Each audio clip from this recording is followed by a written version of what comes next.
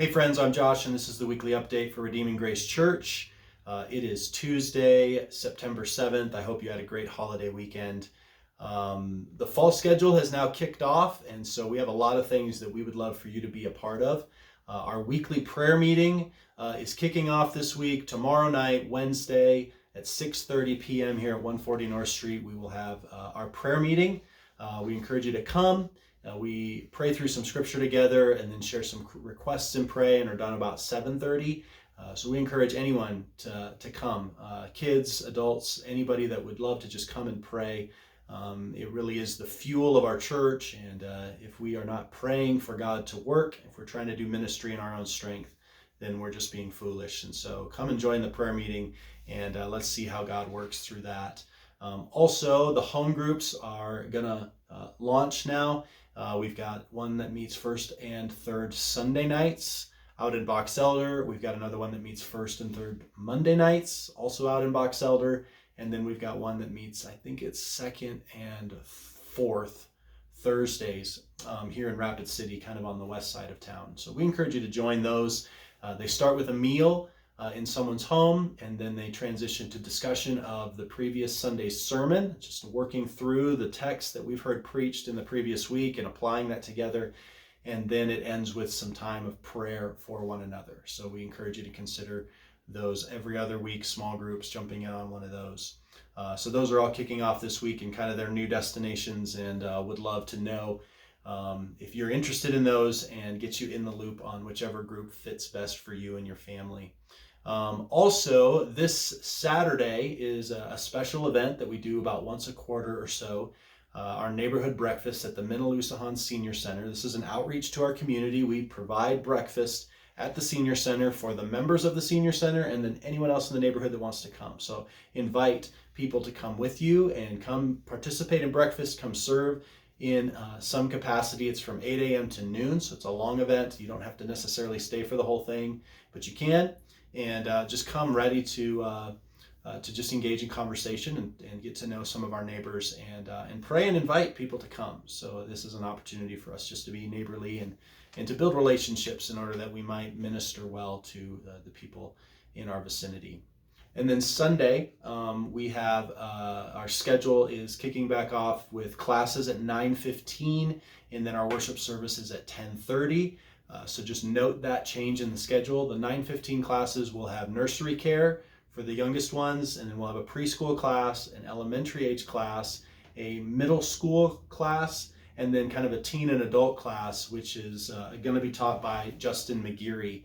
He's going to walk us through in the fall here basically the history of Christianity, church history, and taking really from the first century with the ending of the New Testament, and then tracing how Christianity developed throughout the centuries, how God preserved his church, the different things that Christians have gone through. We're going to look at martyrs and heretics and confessions and controversies and rise and fall of governments and missionary journeys, and the good, the bad, and the ugly of our own family history and what we can learn from it.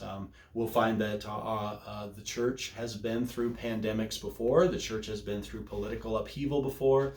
The church has had to hammer out a lot of things, sometimes getting it right, sometimes getting it wrong, and we can learn from that. And so I think it's going to be really rich. And what's amazing is that we've got someone of Justin's caliber in our church who is getting his PhD in church history and teaches it professionally at John Witherspoon College. And you're familiar with Justin. He's an excellent, accessible teacher. So this will be a really rich time of sort of learning our family history and the lessons that we can learn from our forefathers and mothers in terms of how to live faithfully in the world. And we're going to be amazed at how God has been preserving his church through all of these things. So I think what it's going to cultivate in us is a little bit of a settledness about the fact that God is ruling and reigning through history. And so the intense things of our day don't need to rob our joy or make us anxious. We can have great confidence that God is working, and also give us the wisdom and insight in how to engage meaningfully and confidently with the gospel in the times that we're in. So consider that at 9:15, bringing the whole family and being part of these classes, these growth classes. And then, like I said, worship is going to move back to 10:30. We're going to jump back into our Genesis series. So I'm going to summarize Genesis 1 through 11 in one sermon. to get us kind of back rolling through Genesis, and we'll spend the next several months in the book of Genesis. So make sure you jump back in on that, and remember that the service is at 10:30. This particular Sunday is very special because we're going to be starting the service with 2 baptisms. Both Izzy Fisher and then my son, Eli Brown, are going to be baptized at the beginning of the service. So make sure you show up on time and are ready to participate and enjoy witnessing a baptism as these 2 young people go public with their faith. And so that's kind of those are kind of the things, the main things that I want you to consider jumping in on. My Tuesday morning book club started this morning, and so men, if you are interested in getting up at 6 a.m. on Tuesdays to do some good theological reading and prayer and accountability, that's available to you as well. I know there's a number of other things going on as well. They're just not in the front of my mind right now, but let me know if there's some ways you want to get connected. I want to close out with just I wrote a document called 10 Ways to Make Church a Great Experience, both for you and for guests. And so I just want to take just a moment and highlight these 10 things. These are in the update email as well. But these are just a few things that we, especially those of us that are regular attenders or members at Redeeming Grace Church, that if we'll do these things, I think we're going to become a more hospitable church. We're going to be more effective in both drawing and keeping people as they come into our church. And I think we'll communicate in a really special way that we want people to be a part of our church. We want them to join. We want them to be a part of it. So this is just a way for us to model a gracious gospel culture in the little things that we do, because the little things matter. So let me just run through these real quickly. If you want to read more, I'll send this document out with this email, and you'll have a link to be able to kind of see more of what I am proposing that we as a church do as individuals and together as a church to just make church a great experience for ourselves and for those who join us. Number 1 is pray and prepare. Sunday morning worship is a Saturday night decision.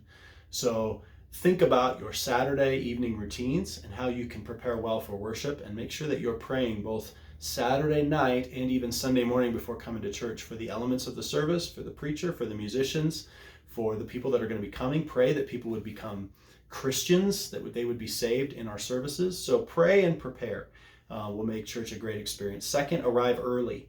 Show up at 8 or 8:15 to help set up. And even if there's more people helping than there is work to be done, then take the opportunity to encourage or look for ways that you could straighten out the chairs, or you could straighten out a sign or make things look better. Just arrive early. And part of why I like setting up chairs is that I pray about the chairs that I'm setting up and who's going to be sitting in them. So even if there's not a task that needs to be done, you could just work through the seats and just be praying and preparing. And there's something about helping set up that for me helps prepare me for worship. Just showing up kind of and thinking that in the distance between the parking lot and sitting in my seat, that all of a sudden my heart is ready to worship. There's something about coming and serving and spending some time together that in preparation for worship was really important. So consider arriving early and being a part of the process of preparing the space for worship.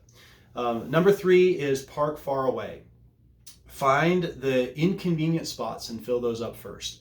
And this does 2 things. One is that this reminds you that church is not about you. It's not about convenience. It's not but about service. And so when you park in a faraway spot and have to walk further, there's something good that's happening in you, that church is not about me, and I'm going to put others first today. So consider that. So that's the first thing, is the shaping of your own heart by not taking the most convenient, closest space does something in your own heart that's going to be beneficial in worship. And then secondly, the second thing that it does is when people pull up, maybe they're running 5 minutes late, maybe they're a guest, and they see that people have parked far away and left the close spots for them. That is so countercultural. I mean, you never get the close spot at Walmart or Target or whatever. The close spots are always taken because all of us are oriented in a me first way. But if all of a sudden you come to a place that claims to know Christ, claims to be part of a different kingdom, and you're noticing that they leave the best for last, the last shall be first and the first shall be last. They model that actually in the way that they park their cars. It says something about the kingdom that we belong to. Number 4, guests first. Before and after worship, make new people your priority. End your conversation with your friend, maybe even mid-sentence, to go and talk with the guests. Prioritize the guests first and foremost. Make them the priority. Make eye contact. Shake their hand. Learn the names. That's going to be one that's a little bit further. So pray and prepare, arrive early, park far away, guests first. Number 5, go get them. There's a lot of big open spaces at the Journey Museum that can create awkward social dynamics. So don't wait for someone to come to you. Go get them. So if you're greeting at the door, don't just stand at the door and wait for them to get you. Go out and walk out to them. Greet them out there by the sidewalk and then walk them up to the door. And if you're greeting in the lobby, don't wait for them to come through that second set of doors. Go to them, open the door for them, and then walk them to wherever it is that they need to go. So go get them. Number 6, sit strategically. Think about how the room is lined up and then take the inconvenient spots. Take the spots that are a little hard to see the screen. Take the spots that are a little harder to hear. Leave the prime spots for those that are newer so that they can have the best possible experience. They can hear with the least amount of distractions. They're able to see the lyrics, hear what's being read. So find the most intimidating and uncomfortable seats and take those so that when people come in, they're given the best opportunity to engage in what's being preached and sung and prayed with minimal distraction and with the most ideal opportunity to engage it. Number 7, thank them for coming. Thank guests for coming. So you will hear me often in multiple ways in almost every service, thanking people for coming, kind of honoring the sacrifice of time and commitment that they have made to come. And so would encourage you to do the same. Find ways to do that before and after service of thanking people. Honor, thank. Just become effusive, honest, not flattery, but honest in terms of really appreciating that people have come. Number 8, invite people to lunch. This is a big one. Consider planning at least one lunch a month where you will leave it open to an invitation, to extending an invitation to go to lunch with someone. You could set this up ahead of time, maybe with a member that you know, but then occasionally also just leave it open for someone that you might meet. Just go, hey, we're going to plan to go to Pancheros, and we're going to find someone, a new family to invite with us. They may or may not take you up on the offer, but if you do so winsomely, invite people to lunch, then either at your home or out to eat somewhere, they'll appreciate the invitation. There's one big thing that I think I want us to take away from all this is that people are not coming to church just looking for friendly. They can get friendly at a convenience store. They can get friendly at Target. They can get friendly anywhere. But what they can't get anywhere is friendship. So the reason that they've decided to not just watch a sermon online, not go to some big mega church, not go to do something else, the reason they've come to our church is they're looking for friendship. They're looking for a Christ-centered friendship. And if we leave our lunches open and are strategic, then we are extending to them that we have left room in our schedule to be friends with them. So let's not just be friendly, but extend friendship. And lunches are a great way to do that. Number 9, remember names. I know it's hard. It's hard for me. Learn some trick to do it. Learn everybody's name, even the babies, maybe especially the babies, and then do your best to use their name often. Remember it when they leave. Say, hey, thanks, Mike, for coming. Or even the next Sunday, even better, when you can name all their kids. So work hard to remember names. That communicates a lot of care. And then number 10, connect with kids. If our church enjoys and values kids, then we'll never lack for a congregation full of people. As a parent, I have such great affection for people who treat my kids well. So if we treat kids well, I assure you that we'll get the whole family. And so let's honor kids. In fact, Jesus talks about how much we should honor kids, how much that kids have to teach us about God. You've seen this in the Q&A times at our church, that sometimes when a kid asks the question, the mood of the whole room changes. They ask good questions, and then there's something about the fact that kids feel safe enough in our church to ask a question out loud says so much about who we are as a church.